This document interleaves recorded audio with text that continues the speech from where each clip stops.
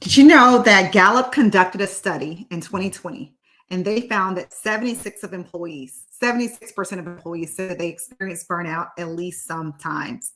Have you experienced burnout throughout your career? I can raise my hand and absolutely say, yes, I have experienced burnout.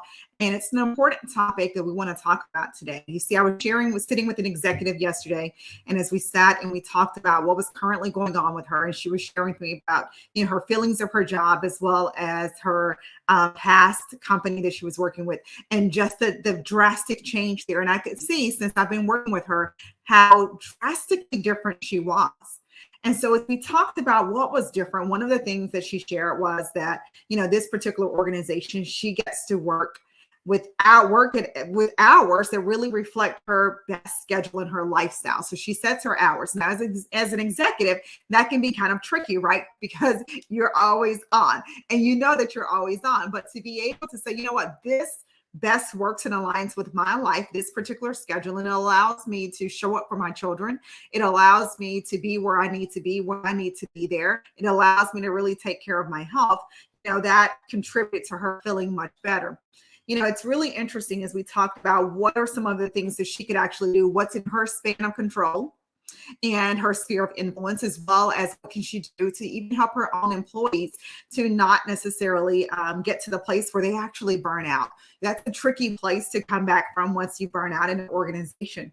And it can lead to decreased productivity. Organizations wonder why are our talent not performing the way that we want them to perform. Well, ask yourself a question.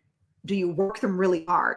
And it's nothing wrong with hard work, right? We all should be working hard, but there is something wrong with when we are working, and you're the only person working because maybe perhaps your peers are not necessarily pulling their weight, or your colleagues are not necessarily doing what they're supposed to do. And so it puts extra work on you. And we all don't mind stepping up to the table, right? To help your colleagues, or work on a project that's requiring long hours. But when the culture of that organization is so high paced or so focused on only a select group of people are actually managed or held accountable, that can lead to burnout. So it leads to decreased productivity, increased absenteeism. And so you see people start calling in, higher turnover rates. You say, what, this isn't really working for me. And so you see people throughout the organization says, what, let me look for something else. Let me go over to the competitor. Let me see what else is out there because I'm just tired. I'm exhausted. And so that's one thing that I want you to think about. I want you to think about when you're thinking about your organization, the impact the burnout has. What's the overall impact on the culture of the organization? So do you have a toxic or a negative workplace culture? That happens, we see when people are dealing with burnout and they're struggling. As I spoke with the senior I was talking to yesterday, sharing with me at this other organization, how she said, do you remember I used to always have these heart palpitations? My heart would be beating really fast. And I would have all of these health challenges because I was just burnt out. I didn't have the energy to go home and cook. And so I would just grab anything. And so before you knew it, I'm faced with diabetes is what she was saying. And so we don't really think about the impact that our health has, our job has on our health, right? We know that we're maybe under stress, but we don't think about the long-term effects and what that actually does to your workforce. And when you're also looking at it, perhaps even to your finances, your bottom line, right? As those medical bills are coming in, it's actually impacting you in that way as well. And so I wonder if we really think about that. Long working hours, a high workload, lack of control over your work. You're burnt out when somebody's telling you what to do and how to do it and when to do it. And so you have no control over the work that you're actually doing. When you're unclear about the work that you're doing, your job expectations, what's expected of me, because your mind is working, trying to figure it out. And then you have a lack of support. Maybe it's from your colleagues or maybe it's from your manager. But those are some things that can lead to burnout. We've talked about how it happens, right? We painted a clear picture of how burnout can actually happen. Let's talk about what some senior leaders can actually do to actually ensure that they are they're championing wellness for their organization, and they're really contributing to a thriving culture. There are a couple of things that you can do. And I want you to think about this one thing. Think about what I just said about what, contributes to that. So what can you stop? You absolutely can help your employees to get clear on what they're doing. Get clear on what is required of them, what's expected of them. You can absolutely be supportive. What is it that they need to do their job and to do it well, to contribute at a high level, and ensure that they actually have the tools and the resources to help them to do so. Here's the thing. There are plenty of organizations out here now who have what I would call really competitive benefits, right? You have organizations who are saying, we have half day Fridays. We don't work on Fridays, or, perhaps we wear shorts on Fridays, or we have a laid back culture where we can just, wear whatever we want to wear. And so I don't have to really think about what I'm really wearing to work, as long as I know that I look professional, because I don't have to have on the suit and tie unless absolutely necessary, right? Perhaps you're thinking also about maybe having sabbaticals. There are organizations who say, you know what, after 3 years here or after 5 years here, you can actually go on sabbatical and work on something that's meaningful. One of the things that I love that a lot of organizations are doing now that I'm seeing that's popping up is unlimited PTO. And this is a wonderful benefit when it's done well. You see, unlimited PTO can give your people the time to step back and say, you know what, I need a mental health day. I'm not doing really well right now. I need to just take a day off, and I need to regroup, and I need a break. And then I can come back in and I can hit it hard again, right? Sometimes we just need to step away and to relax. And so one of the best things that I can do, I'm sorry, not I can do, but I recommend that leaders do, is to really sit down with your team and ensure that they understand what is the PTO policy and encourage them to take time off. Sometimes people are afraid to take time off, especially if your organization is going through workforce reductions, because they think that if I'm not here and I'm not seeing, then I won't have a position or a place here. So one of the things that I absolutely recommend that you do is to really get clear with your employees about how I need you to be your best. I need for you to take time off. See, the executive that I was speaking with yesterday, she was sharing with me that this new organization that she's at, that they sat her down and said, hey, just want you to know that your team metrics will actually be impacted if they don't take time off. So you have to encourage your team to take time off. And oh, by the way, we've seen that you've been here for 4 months and you've not taken any time off. You got to take at least a week. At least a week. We prefer 10 days, but at least a week you absolutely must take off, or I'm going to get impacted by that as the executive of this particular senior leader. And so it's really crystal clear at that organization that wellness is at the forefront and they want you to be at your best. I love that. That it's built into their goals, that, it's going to be an impact if your employees are not taking off, because we want people at this particular organization to be healthy. Wow, how cool is that? Does your organization do that? And as a leader, do you do that with your team? See, if that's not something you're doing, I want to encourage you to sit your team down and start talking to them about their plans. What's your vacation time looking like? There are some organizations who say, you know what, I got to put all of my time in at the beginning of the year, or I really don't have any time. I don't really advocate for that. And here's why: because things happen, life happens, and there are times where you're going to need more time off. And so while that can be great to plan it, but I also like to think about, how am I feeling? What's happening right now that I need to get in front of, or the employee needs to get in front of, and maybe deal with something before it becomes a crisis, before it's led to burnout. I want you to think about that. How can you build this into your wellness program? So your wellness program should be all encompassing. When I'm working with leaders to create wellness programs, one of the things that I like to make sure that we do is we ensure that your wellness program, it encompasses more than just your physical or your mental health. It really needs to look at your physical health and your mental health, your emotional health, your social health, your financial health. I want you to think about all of the areas of your life that's impacted, and are you healthy and productive in each area? See, what I see, especially when we're talking to high performers or people who are in key positions, is that they feel that if I take off, that everything will fall apart. And that's not necessarily the case. So you have to encourage those individuals to be proactive about their health.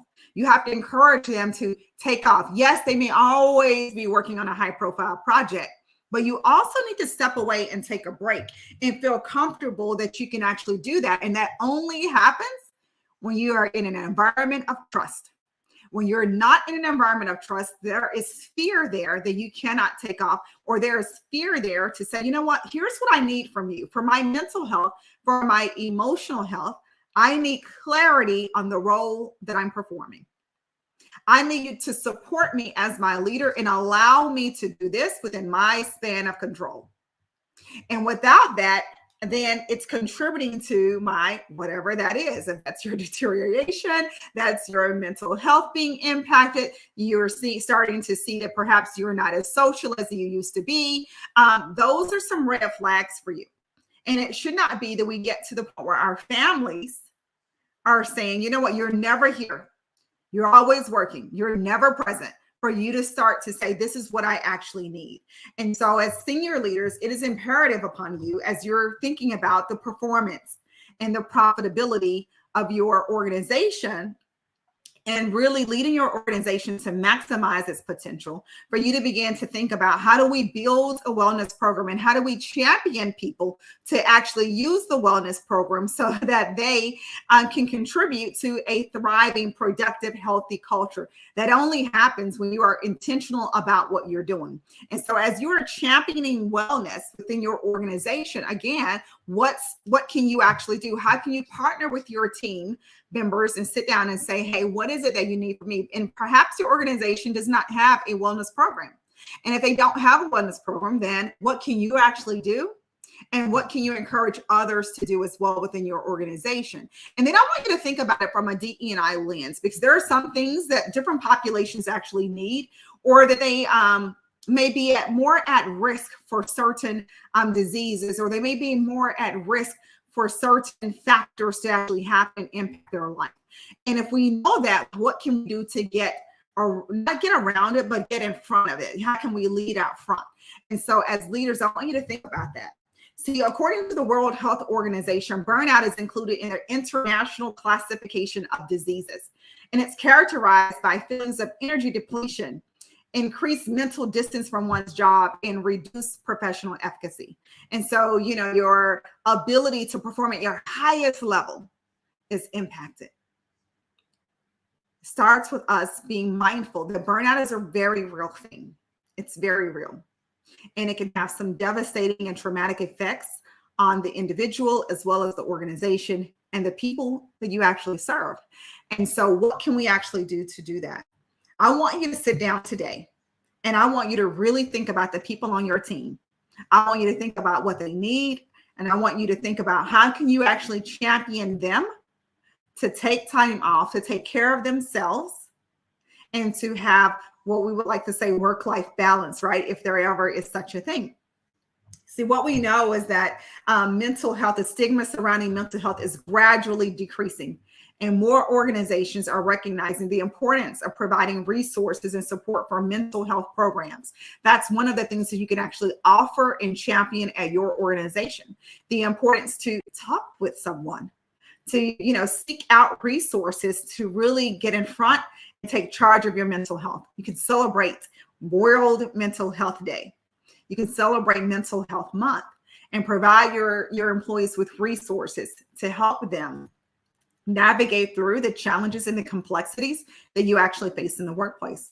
We also know that different generations, and see, we talked about DE&I, different generations as well as ethnic groups or whatever may have varying attitudes towards work-life balance.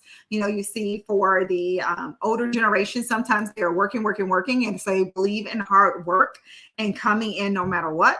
And then whereas we can see with sometimes with millennials or younger generations, there is no way, you know, we want that balance. We need that balance in our life, and we're looking for wellness. We're looking to have it all and have it all at the same time. So how can we be aware as leaders of what the varying generations in our workforce need, even in a digital age? And how can we see, how does that digital age impact the wellness of our employees, the wellness of our teams, and the sustainability and the success of our organizations? If you would like additional assistance in building out your wellness program, or thinking about how you can actually employ your team members to get in front of their mental health, to get in front of their financial and their physical health, to not lead to burnout, I would love to talk with you about what we can actually do to do that. So we have a couple of options. Maybe perhaps one, when we speak, it could be that executive leadership coaching could be the best thing in your toolbox. The second thing could be perhaps it's consulting, management consulting, and we actually get together and recreate a wellness program for your entire organization. If you want to know how we can actually do that and speak further on that particular topic, I'd love to talk to you. Now, I want you to do me a favor. I want you to leave a comment about something that you have actually gotten from this particular broadcast today. I would love to hear what your organization is doing. How do you guys about mental health and burnout? So how do you champion wellness and a thriving workplace at your organization?